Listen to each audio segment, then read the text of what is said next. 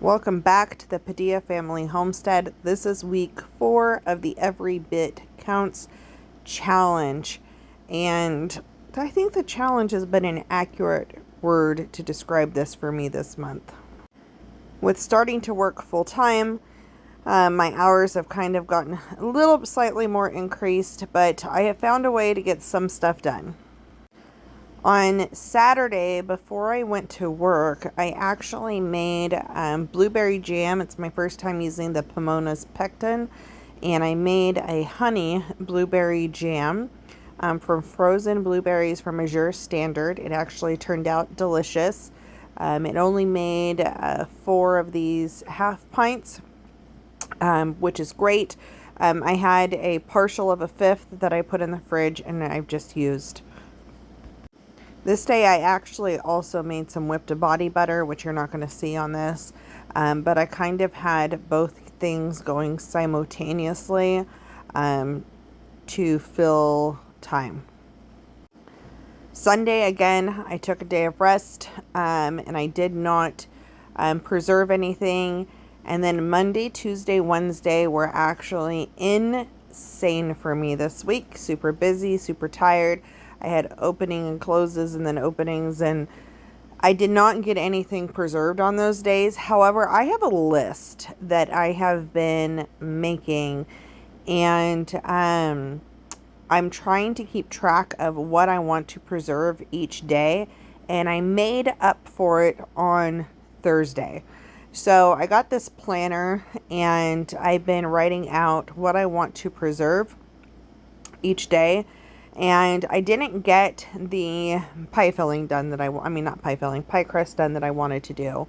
But my husband did help me chop up some Sugar Rush peach peppers and some jalapenos and get those ready to be fermented. And then I cannot do this. I think I've talked to you guys about this before. Even touching anything about this would like burn my hands for hours.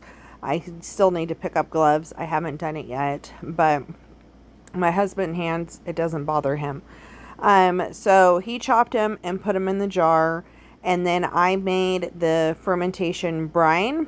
And then this day I'm also going to pickle some jalapenos, so jalapenos with no heat, and I'm going to ferment some garlic in honey. And so I kind of have everything going at the same time. I just needed him to help get the process started. So we're also opening the jalapenos. We started fermenting earlier in this challenge, the first week.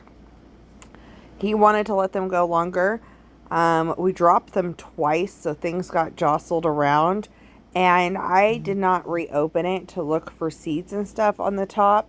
After it fell, and I should have, and there's mold on the top. So we ended up tossing that, which was unfortunate, but we're going to be very anal about this next batch and making sure we're checking that daily. He's on that, so he's checking it daily, and we're only going to let it go the 5 minutes. 5 days, sorry, not 5 minutes.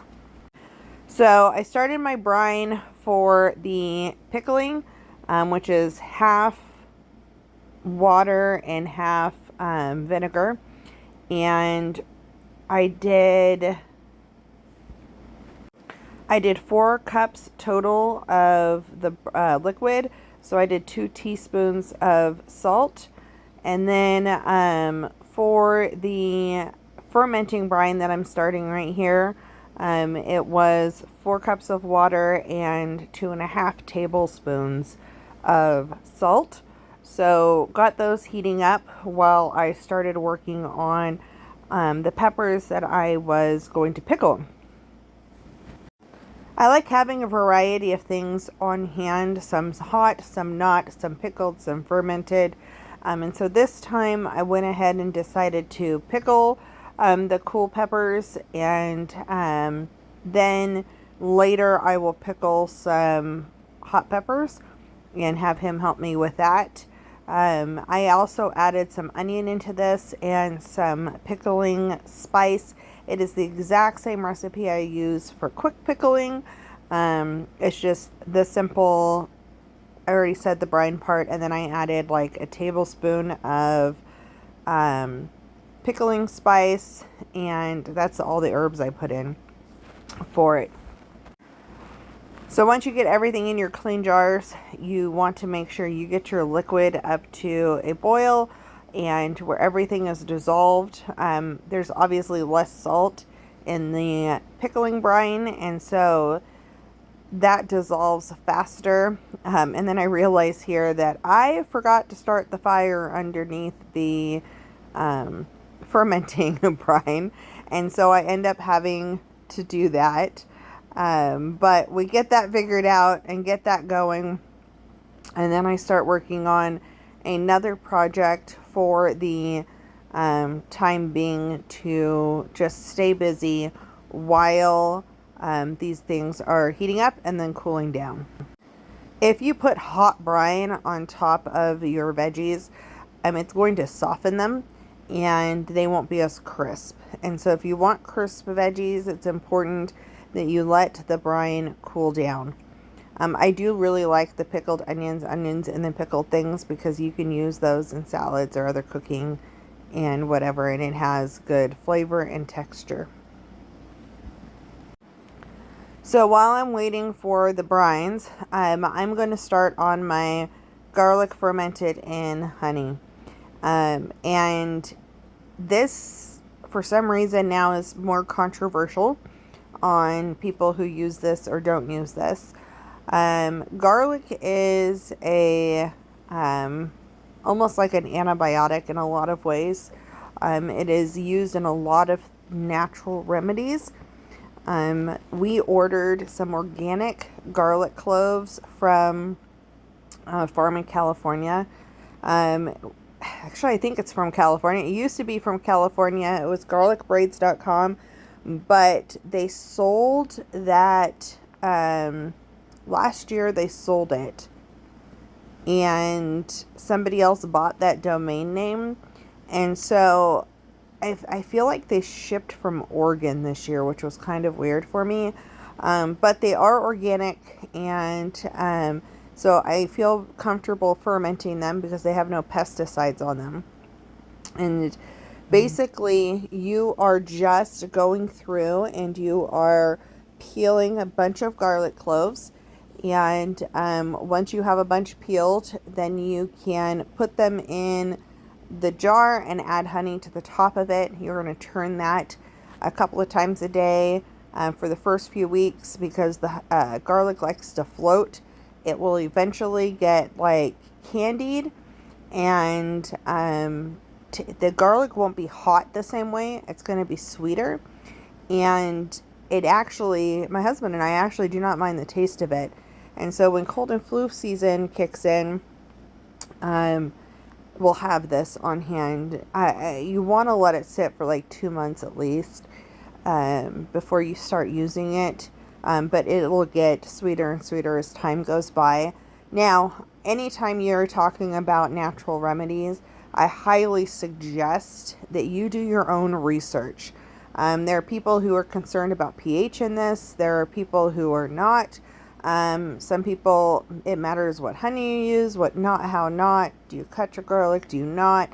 All kinds of things. So those are things that you need to do research on before consuming anything. This is how we do it. We've done it for multiple years. I did last year check the pH, and we were totally fine on our pH. I'm using honey that we get from Azure Standard. I like the wild orange honey with this. And yeah, so that's kind of what we do. So I'm pouring my pickling. Oh, I already poured my pickling brine. Now I'm doing my fermenting, and I realize as I'm about to put my weight in that I overfilled it, and this is hot peppers. So I put it on, put the weight in, let it go all over, clean it out, and my husband came in later and wiped down the jar for me and made sure my hot pepper mess was cleaned up since I couldn't really deal with it. And that's the projects for this week. I feel very lucky that I had time on Thursday to do all the projects that I was supposed to do earlier in the week. I actually had other plans Thursday night, but my husband's sugar was off and wasn't feeling as great. And so we stayed home, and I was able to get this done in the midst of everything. And I'm just glad we were able to knock out a bunch of the stuff that we had. And now we have some things up for the fall and winter, and we have some medicine made, which is amazing. So that's it. We'll see you back for one more week of the Every Bit Counts challenge.